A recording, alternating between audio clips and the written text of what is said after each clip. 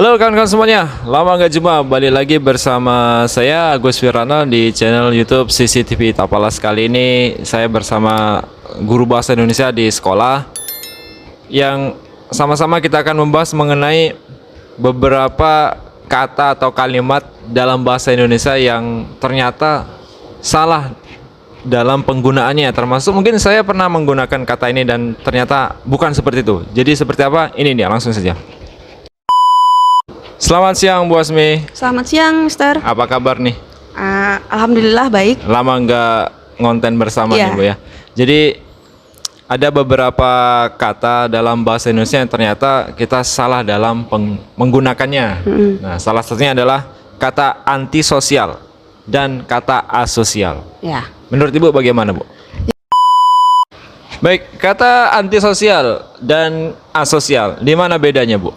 Kalau antisosial ini merupakan perilaku menyimpang dari seseorang, baik terhadap norma ataupun aturan yang berlaku di masyarakat. Misalnya penyimpangannya ini terjadi dalam bentuk dia bisa berbuat kasar terhadap orang lain, dia tidak memperdulikan hukum, kemudian dia selalu bersikap manipulatif. Dan selain itu istilah lain dari antisosial ini disebut dengan sosiopat. Oh gitu, jadi benar-benar anti dengan sosial ya? Iya, anti benci dengan sosial. Benci dengan sosial, anti dengan sosial, dan tidak memperdulikan aturan yang berlaku. Baik, itu dia. Kalau asosial? Nah, asosial ini sebenarnya berbeda lagi dengan antisosial. Kalau asosial, ini adalah perilaku dari kepribadian seseorang yang berusaha untuk menarik diri dari dunia luar atau berinteraksi sosial dengan orang lain. Jadi selama ini jangan kebanyakan main HP dan nanti kamu antisosial itu. Jadi maknanya sudah bergeser ya? Ya, maknanya bergeser. Jadi perlu diperhatikan ya, ini teman-teman yang nonton nih langsung dapat wawasan. Seharusnya menggunakan asosial ya. Asosial, gitu ya. Oke, itu dia bedanya ya teman-teman. Kemudian yang kedua, banyak orang yang mungkin masih salah dalam menempatkan kata nih, termasuk saya sendiri, seperti acuh. Acuh tak acuh, sebenarnya acuh ini maknanya apa sih Bu? Ya, dalam Kamus Besar Bahasa Indonesia, acuh itu artinya sebenarnya adalah peduli. Peduli ya? Ya. Jangan bersikap acuh, jangan bersikap peduli, kok malah dilarang ya? Ya, itu malah dilarang untuk peduli terhadap orang lain, dan itu pun sebenarnya di Indonesia ini kata acuh itu diartikan sebagai rasa tidak peduli dari kebanyakan orang ya. Padahal itu sebenarnya pengertian aslinya itu adalah peduli atau peduli. Jangan tak acuh ya, bener ya, jangan tidak peduli ya. Ya. Jangan bersikap acuh tak acuh. Kalau acuh tak acuh gimana tuh? Itu benar karena maksudnya peduli dan tidak peduli. Oh gitu, Ya. harus konsisten lah ya, milih satu. Acuh itu artinya peduli, jangan salah penggunaan. Selanjutnya ada kata geming dan tak bergeming. Mana yang benar nih, untuk contohnya bagaimana Bu? Mau contoh apa dulu nih Mister dari kata? Sebenarnya kalau dari definisi dulu kita bahas gimana? Ya, geming itu apa sih? Kalau bergeming itu sekali lagi dari Kamus Besar Bahasa Indonesia, ya. Bergeming itu artinya diam dan tidak bergerak sedikit pun. Bergeming artinya berdiam. Iya, ya, diam ya. Diam. Tidak bergerak sedikit pun. Berarti kalau tak bergeming lawannya dong? Iya, kalau dia tidak bergeming berarti dia bergerak. Bergerak. Iya. Tapi selama ini kayaknya saya mendengarnya banyak penggunaannya itu tak bergeming untuk menjelaskan diam tadi. Ya, ini merupakan apa ya? Kata-kata yang kurang tepat sebenarnya yang sering kita gunakan dalam kalimat sehari-hari. Iya. Misalnya kita mengatakan seperti ini, anak-anak ini anak-anak ini tidak bergeming karena dihukum oleh bapak ibu gurunya. Nah, itu kan kalau dalam artian secara secara awamnya kita pasti akan mengatakan bahwa dia tidak bergeming, artinya dia tidak bergerak, dia diam.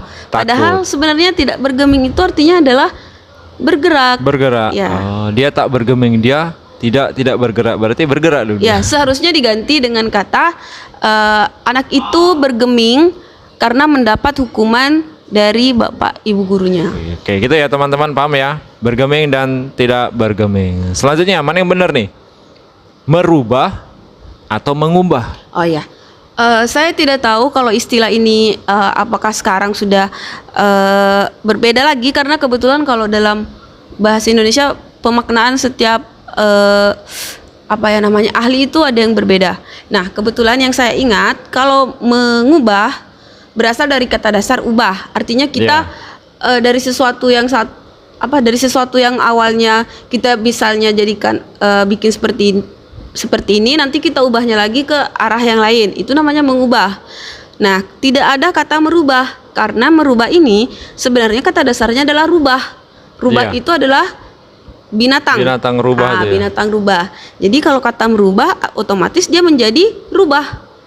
Jadi siluman rubah. Ya. Menjelma jadi rubah. Ada yang imbuhannya dari kata berarti dia menjadikan. Nah, mengubah sama dengan ubah, kemudian ditambah dengan imbuhan berarti dia menjadi mengubah. Sesuatu itu diubah.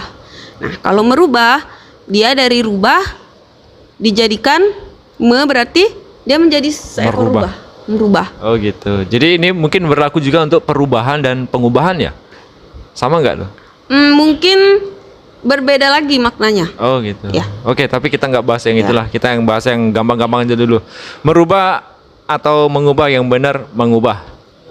Next, absensi dan presensi. Nah, di sini saya sering mendengar biasanya nih di dunia sekolah, karena tempat kita bekerja di sekolah, kadang ada guru yang menyebutkan, saya absen dulu ya anak-anak, nanti yang saya sebut namanya angkat tangan. Nah, saya absen. Absen itu kan kalau dalam bahasa Inggris artinya nggak hadir. Tapi salah penempatan kayaknya nih. Gimana Bu, absensi dan presensi? Ya, mungkin istilah bahasa Inggris dan bahasa Indonesia ini tidak jauh berbeda ya.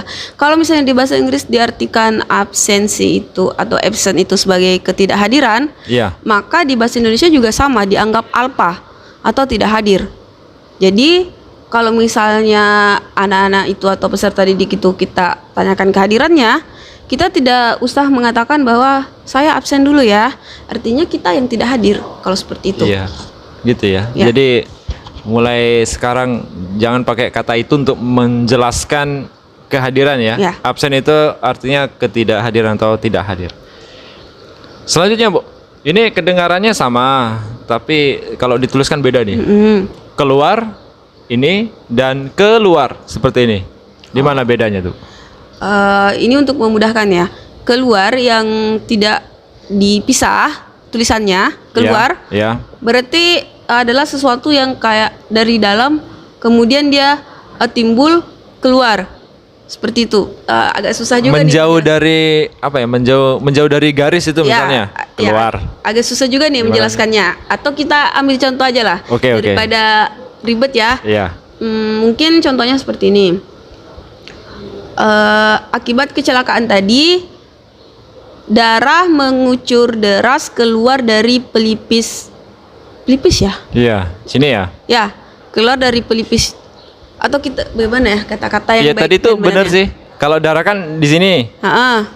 Karena ada kecelakaan jadi darahnya keluar. Keluar gitu. Ya, itu nggak di ini ya? Nggak di posisi sebelumnya gitu. Ya. Itu kalau keluar. Kalau keluar artinya artinya kita ingin pergi ke suatu tempat. Pindah ya? Pindah dari tempat kita. Maksudnya keinginan kita sendiri untuk pindah. Atau keinginan orang untuk keluar dari tempat yang seharusnya tadi. Contohnya. Keluar rumah. Keluar rumah. Berarti nggak di rumah nih? Iya. Ada di sekitaran rumah tapi nggak di dalam rumah. Oh gitu. Oke. Kemudian yang terakhir nih, supaya nggak terlalu panjang. Kata kita dan kami. Kapan kita gunakan kita dan kapan kita gunakan kami dalam percakapan sehari-hari, Bu? Kita itu adalah aku dan kamu, saya dan kamu.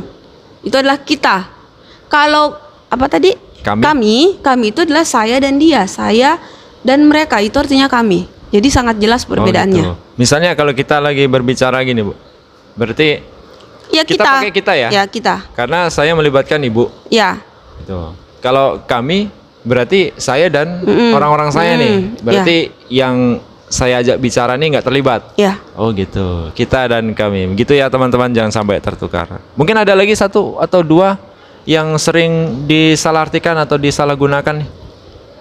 Apa ya? Agak nggak mikir juga ini. Mikir ya. Oke, mungkin itu aja dulu kali. Ya. Oke, terima kasih Bu Asmi atas kesempatannya, atas ilmu yang sudah dibagikan. Ini penting untuk kita supaya kita nggak salah dalam menggunakan, dan juga kita juga bertanggung jawab nih terhadap generasi setelah kita. Kalau kita pakai bahasanya keliru, nanti mereka ikut-ikut keliru dan akhirnya keliru berkepanjangan gitu. Sampai sekarang teman-teman paham ya.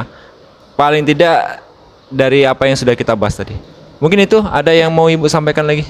Saya rasa cukup, Mister. Cukup ya. Oke, sampai di sini dulu. Terima kasih sudah menonton. Jangan lupa untuk klik tombol subscribe, like, berikan komentar jika ada yang ingin dikomentari, dan kami akhirnya sampai di sini. Selamat siang, sampai jumpa kembali di pertemuan selanjutnya atau di video selanjutnya lah. Bye.